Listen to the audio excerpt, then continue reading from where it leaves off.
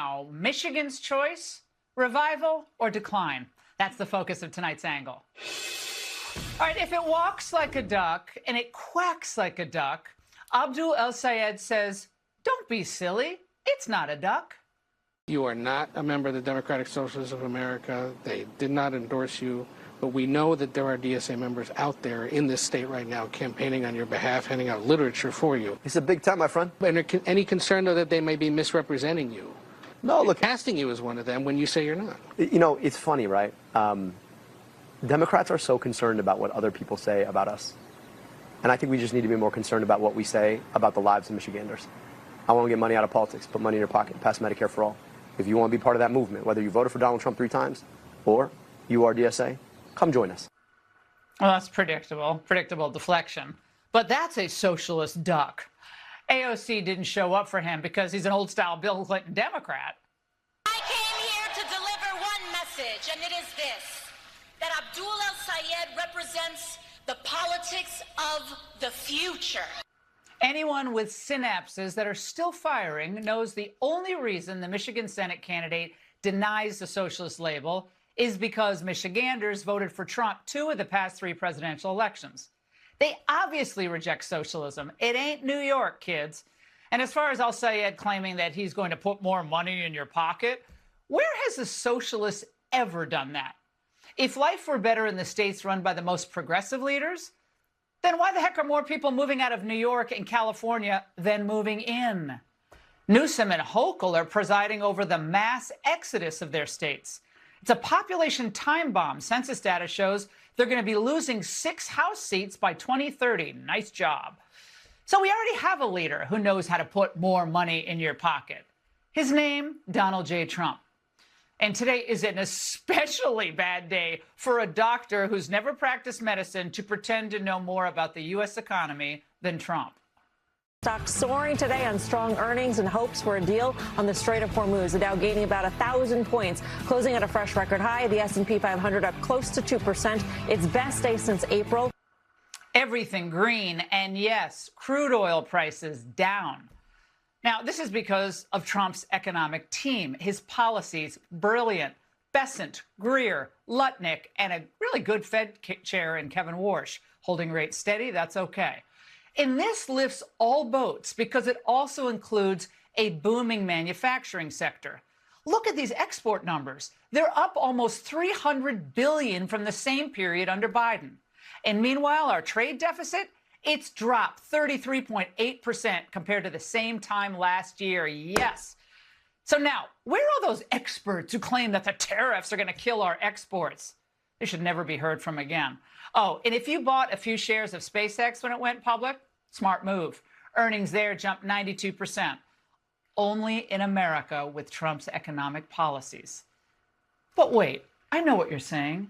Laura, if only we were all living under progressive leadership, like El Sayed and Mamdani's and Sanders, where businesses are treated like public enemy number 1, innovation crippled and criminals coddled, a guaranteed lower quality of life for everyone with less money in your pocket.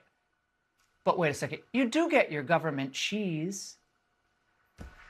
But if we stay with the Trump agenda of economic populism, bringing in new investment, reindustrializing the country, and then wrap up this Iran conflict, the sky is the limit. Check out this new forecast from the Atlanta Fed for Q3.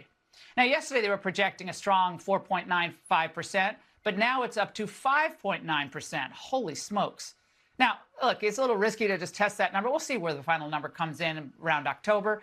But the U.S. economic growth in Trump's second year in office, even with the Iran conflict, appears to be tremendous. So imagine, on a day like today, with all of this news coming out, acting like more government bureaucracy that will only put Americans, more of them, on the government dole, that is somehow going to return better results for Michigan? The administration has to be all hands on deck. Talk about this good news nonstop because there's plenty of it. Or the zombies in the DSA will keep spreading pessimism. If you had to pick the most important issue, in your opinion, at the forefront of the DSA platform, what would it be? Taxing the rich. The interests of the billionaire class just has a vice on politics today, and normal working class people like myself, young people like myself, just can't keep going on like this anymore. The way that we win working class power today is by taxing the rich so that all of us can just live life with dignity and get food on the table. Oh my goodness, poor dear. You're going to live life with dignity with government handouts? Perhaps she's unaware of that for most of the past decade, all but a few billionaires were aligned against Trump and against his policies.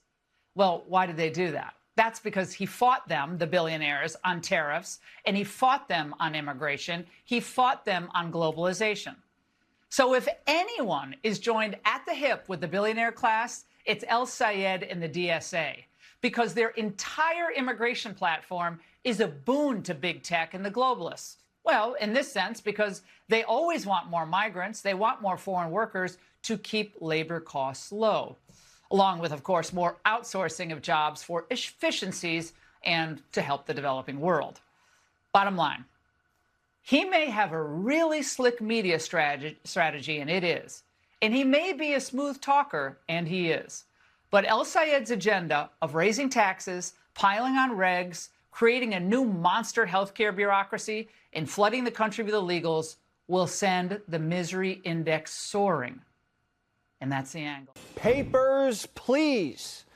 Zoran's bringing the grocery Gestapo to New York City.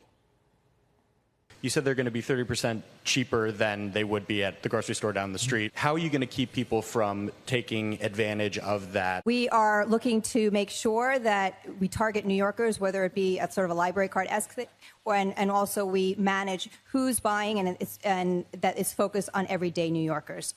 ID for chips and dip? Well, the left couldn't stomach it, so the commie caved by dinner time. No bouncers at the bodega after all. And we're talking about a city-run grocery store, one in each borough, which, by the way, you do not need an ID to shop at, no matter what you've just heard in the news of today. We're talking about actually addressing the question of skyrocketing grocery prices. That's not what your grocery girl said yesterday. ID, no ID, the whole thing's dead on arrival. 5 city-owned supermarkets, one per borough, run by the government, stopped by the government, priced by the government. What could possibly go wrong? They swear you'll save $90 a month, 30% off the staples, produce, meat, seafood, just one little catch. No hot food, no deli, no bakery, no butcher. But no sweat, commies are vegan. Well, except Frico, he's putting down more chicken than the Colonel. The first store doesn't open for a year and a half, and they're sticking it in an old juvie in the Bronx. Charming. That's socialism for you. 30% off thanks to somebody else. Slim pickings on the shelves, a cap on what you can cart out, and an ID at the door. Less of a grocery store, more of a ration line on your dime, and that's by design. These stores aren't built to sell groceries, they're built to sell socialism. I think that people have it wrong. I think these grocery stores are going to be wildly popular. What the cheap grocery stores do is create an incredible success story for socialism that will help to support and fuel the socialist wave in urban centers around this country. And let's say each one loses $10 million a year and they get to 10 or 20 of these. That's $200 million of losses per year on the grocery store chain. But it creates this extraordinary social movement for more of these grocery stores supporting the DSA and so on. $200 million a year in losses by design. Most businesses try not to lose money. For Mondani, losing money is the point. This is how it goes every time they try it. You torch prices with somebody else's cash, the herd stampedes in, and the shelves are just ripped bare by midnight. But that's when the bureaucrat shows up to tell you one loaf of bread's your limit. Instead of Whole Foods, it's no foods. Kansas City already tried it. City-subsidized grocery store, low-income neighborhood. Guess how that turned out? The KC Sunfresh grocery store, subsidized by the city to serve a low-income neighborhood, announcing it will close. Empty shelves, a funky odor, and reports of crime and drug use plagued the store. Despite tens of millions of dollars in city investment, the store lost nearly $900,000 in the last year alone. Kansas City's got company. Chicago just lost 7 government-backed grocery stores this month. $13.5 million in taxpayer cash, up in smoke. The company signed a 10-year deal. They didn't make it to 2. Turns out a store that survives on somebody else's paycheck isn't a business, it's a bailout. But hey, at least it makes it feel good. So here's the pitch, New York. Pay more, get less, and don't complain.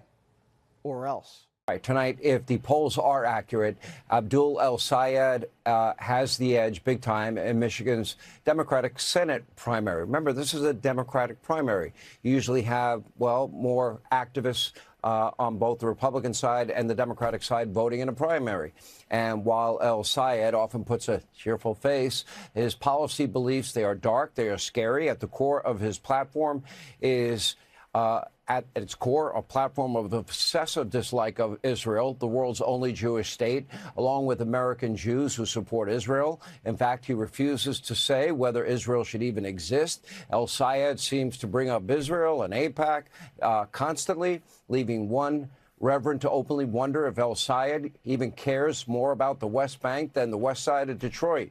And to make matters worse, El-Sayed, well, of course, we've been talking about it. He's very good buddies with radical socialist Hassan Piker, the guy that, as Kevin Corke told you, said that America deserved 9/11.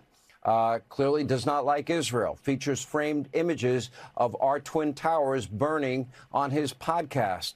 In fact, according to FoxNews.com, just last night on election eve, Piker and El-Sayed, they were partying together. El-Sayed is happy to have Piker's support. Take a look. Was campaigning with him a good idea? Look, I want to reach out to his viewers. He has a 3 million person platform, and there are things that Hassan and I disagree with, if you watched any of our content together. And there are things that he and I agree with. On the question of taking on the fascism of the Trump administration, we agree. Now, it's not just a common hatred of President Trump. The pair of radicals agree on pretty much everything. Now, keep in mind that Hassan Piker hates America, wants to destroy capitalism, likes to dress up as Mao, and constantly praising, one of the world's most violent dictators. But Abdul El-Sayed doesn't seem to mind. In fact, despite calling our duly elected president a fascist, El-Sayed could not bring himself to say a bad word about the dead Ayatollah, the supreme leader, the Islamo-fascist dictator, who, by the way, murdered scores of Americans, Iraqis, and his own people in Iran. Take a look. I also want to remind you guys that there are a lot of people in Dearborn who are sad today. So, I just don't want to comment on Khamenei at all.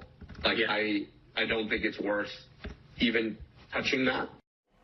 I don't think it's worth touching that, but Trump's a fascist. Okay, this is not someone interested in putting America first. As The Atlantic put it, Abdul El-Sayed, he fuses 2 toxic ideologies together. And that is now commonplace in the Democratic Party. This includes an over-the-top anti-Israel obsession and, of course, democratic socialism. Like all other DSA-backed candidates, El-Sayed is vowing to eliminate private health insurance in favor of a single-payer system. Ask the people in Canada why they so often come to America for health care, even though it's free up there. And they have to wait, and it's inferior. And, of course, he wants that to cover illegal immigrants. Speaking of which, El-Sayed wants to abolish ICE, reduce military spending, seize the means of production of America's top tech companies, expand government handouts and taxes to every aspect of life. He wants a cradle-to-grave, womb-to-the-tomb ideology. These are extreme beliefs, but not in this modern Democratic radicalized party. In fact, more than 250 Democratic socialists already serve in public offices now all across our country. Now, 90% of them were elected since only 2019. So far, in this year's primaries, 35 DSA members have already beaten establishment Democrats and there are more to come, likely one tonight. In other words, the Democratic Party is quickly, as you once knew it, going extinct, is now being replaced by a group of extreme, American-hating, Israel-hating communists that would like to destroy our entire way of life and, frankly, remake America in an image you wouldn't recognize while China rules the world. And despite the extremely high, stakes here, this is the best, establishment Democrats can do? And you better believe I'm going to be doing it with a little bit of joy, a little bit of enthusiasm, a little bit of energy, and a little bit of stick it to them. Because that's the Michigan way. And I'm not supposed to pick up this microphone. I think it's just laying down. Did you want me to or no? What do you want me to do? Hold this? Holy smokes. I mean, if you can't hear me and you need the mic, I'll do it. You will see darkness. You will be pushed. And our society needs you to stand together at this time. Our country loves you. To our doctors and our nurses, I wear these latex The gentlelady's time has expired. The gentleman from Maryland, his record is... Okay, then.